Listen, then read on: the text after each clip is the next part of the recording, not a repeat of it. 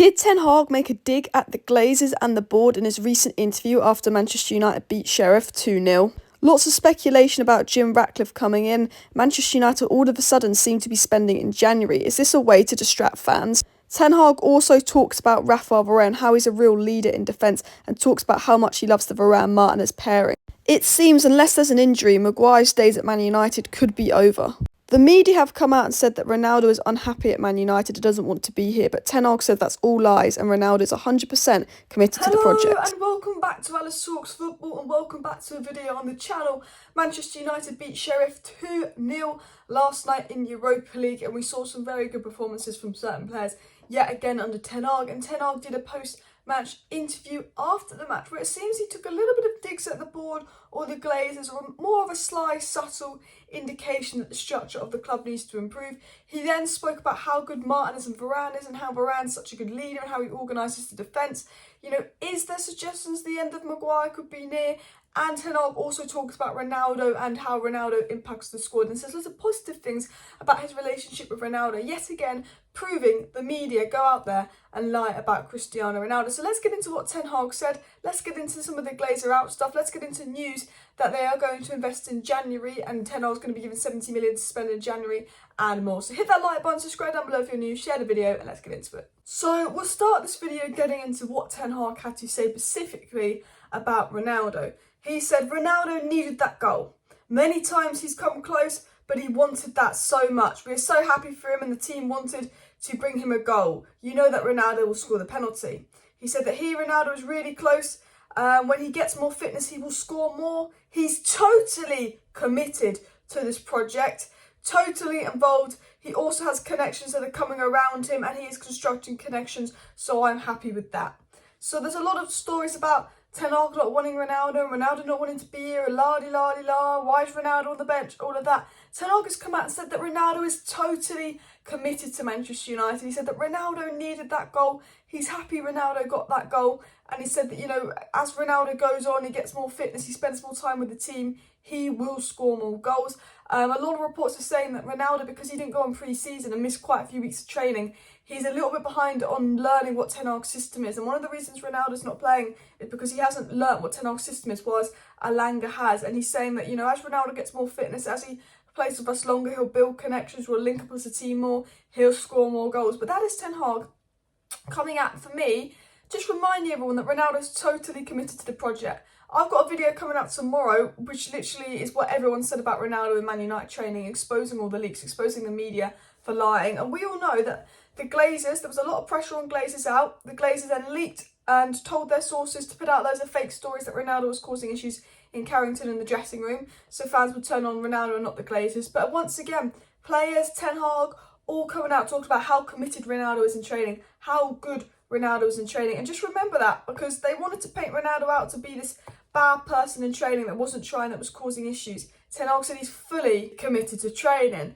Now let's get into the interesting thing that Ten Hag said, which I think was a sly kind of dig at the board and the Glazers, but doing it in a very smart way, because Ten Hag's a very smart man.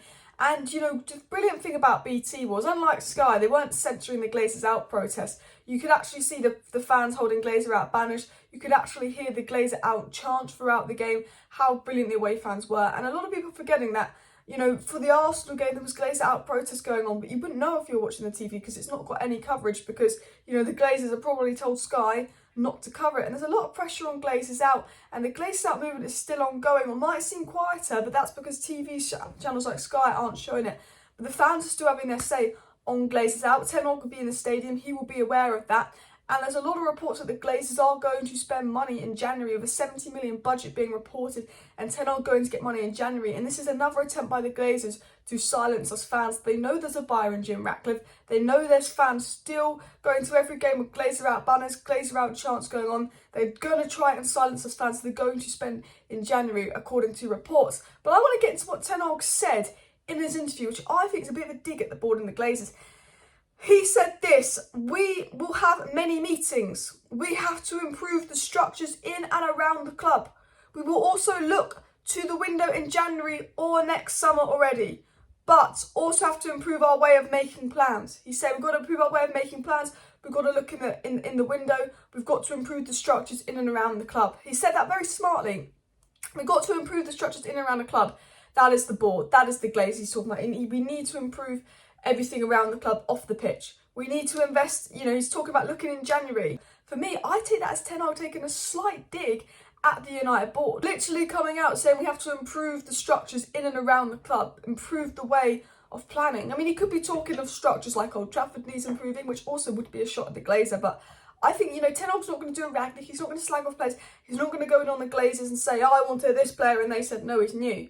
But I think Ten Hag in a very smart way is sort of saying, yeah, I want someone in January, we've got to plan for it, we've got to improve the structure in and around the club, we need to invest in January. Now, it was said by Samuel Lucas that Manchester United are eyeing a right-back midfielder and forward as part of the next phase of the squad rebuild, and there was reports, but it did come out from the Sun, not the most reliable source, that we will get 70 million in January to spend. I think Ten Hag wants money in January to spend. I still think we need investment.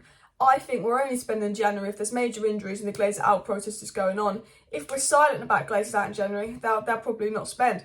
But let's get into what else Ten Hag had to say about the game and what Ten Hag had to say about the Varane and Martinez pairing. Now, that's what I want to get into, because there's a lot of suggestions that Maguire will not be captain come end of the season with Varane, Eriksen, Bruno, Ten Hag liking as captain. There's a lot of suggestion that, Maguire could be sold in the summer. We all know Maguire will be used this season. Varane will inevitably get injured. After the World Cup, there's going to be pretty much a game every 3 days. Maguire's 100% going to be used this season, and Ten Hag said that about a lot of the bench players.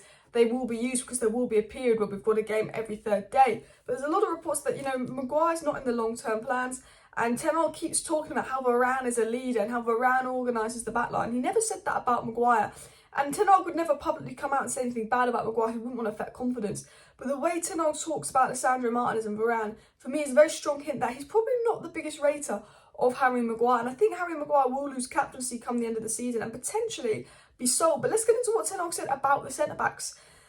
He said, we're good in possession, we defend very well. He said Rafael Varane was in there as a leader. He puts everyone in the right position. He fits really good together with Lisandro Martinez.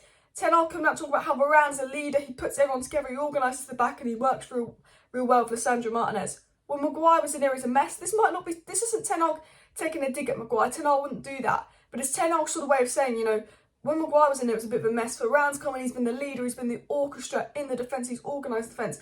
And I think Varane right now, Lisandro Martinez and Eriksen are probably the three most important players at Man United. And hopefully Martial will be back, because I think he's going to have a role of some importance. But Ten Hag did say there's a coming period where every third day a game is on. We have to get ready for that. 90% of the players are away with the national team. The others will train proper. We have to prepare. I hope everyone stays fit, returns healthy, and then we attack. He's talking about the period after the World Cup, and actually this period just before the World Cup, after the international break, where we've got a game every third day. So players like Donny van der Beek, Fred, Casemiro, Maguire, that we haven't seen a lot, will play, and Ten Hag's assuring us that they will play. But it's very obvious that Ten Hag's got his preferred 11, and that was the 11 we saw yesterday. Guys, let me know your thoughts down below. What would you do with Harry Maguire? Would you sell him in the summer? I think long term he's probably not in Ten Hag's plans, but he likes him as a good bench option because we will need to rotate. What do you think about Ten Hag saying that Ronaldo's fully committed, exposing the media lies? And of course, was that a sly dig by Ten Hag at the board, at the Glazers? I think it was. Let me know how you interpret that comment